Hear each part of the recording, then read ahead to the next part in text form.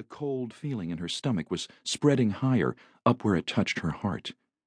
She shoved back her chair and got up. "I'm going up to my room. I've got to find my history notes." "But you haven't eaten," Mrs. James exclaimed, gesturing toward the plate of scrambled eggs and toast, still untouched on the table. "I'm sorry," Julie said. I guess I'm too excited." She could feel her mother's worried gaze upon her as she left the table. Even after she was out of eyesight, the worry stayed with her as she climbed the stairs and went down the hall to her room. "Mom knows too much," she thought. "She has this funny way of knowing more than you ever tell her." "I've never seen such a change in anybody," her mother had said.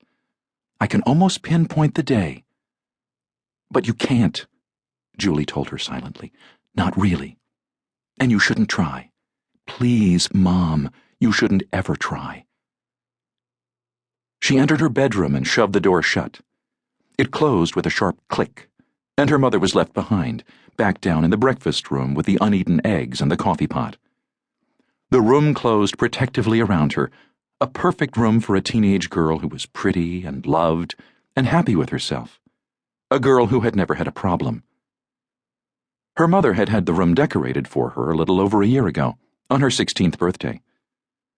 "We'll have it done in any color you want," she had said. "You can choose." "Pink," Julie had said immediately. It was her favorite color, the one she wore most often, even though she had red hair. There was a pale pink t-shirt in the farthest corner of her closet, buried behind the other clothes. It had been new that night last summer. "You look like a rosebud with freckles," Ray had teased her. The shirt looked great on her, but she had never worn it after that night. She would have given it away if she had not been afraid that her mother might remember it sometime and ask what had become of it. Now she seated herself on the end of her bed, drawing deep, slow breaths while the cold within her faded and her heart grew still. "This is dumb," Julie told herself firmly. "It's been almost a year since the thing happened. It's over and done with, and I swore to myself I'd never think about it again. If I let myself get this uptight over some innocent little comment of Mom's, I'll wind up right back where I started, an absolute basket case." Across from her in the oval mirror over the bureau, another Julie looked back at her, pale and unsmiling. "I have changed," she thought with mild surprise.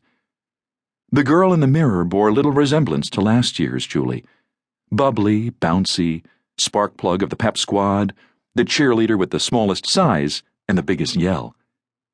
This girl had shadows behind her eyes and a tightness about the mouth. "You're going to Smith," Julie told herself. "Just keep that in mind, will you? You're getting out of here in only a couple of months. You won't be going to the university, you'll be going east, away from this town and the road and the picnic area above it. You won't be running into Ray's mother at the drugstore. You won't see Barry on campus or Helen on television. You'll be out, free. A new place, new people, new things to do and think about, a whole new set of things to remember." She felt steadier now. Her breathing was slow again and even. She picked up the letter from Smith, which she had dropped on the bed beside her, and looked again at her name, neatly typed on the official-looking envelope. She would take it to school with her, she decided. There were people there she could show it to. Not to any other students especially. There wasn't anyone she was that close to this year. But Mr. Price, her English teacher, would be happy for her, and Mrs. Busby, who taught American Studies. And tonight when Bud came over, she would show it to him. He'd be impressed, and sorry maybe, because she would be going away. Bud had been calling so often recently that it was possible he was getting more serious than he should be. It would be good for him to realize that this relationship wasn't going to go anywhere, that it was just for now, and in the fall she would be somewhere else.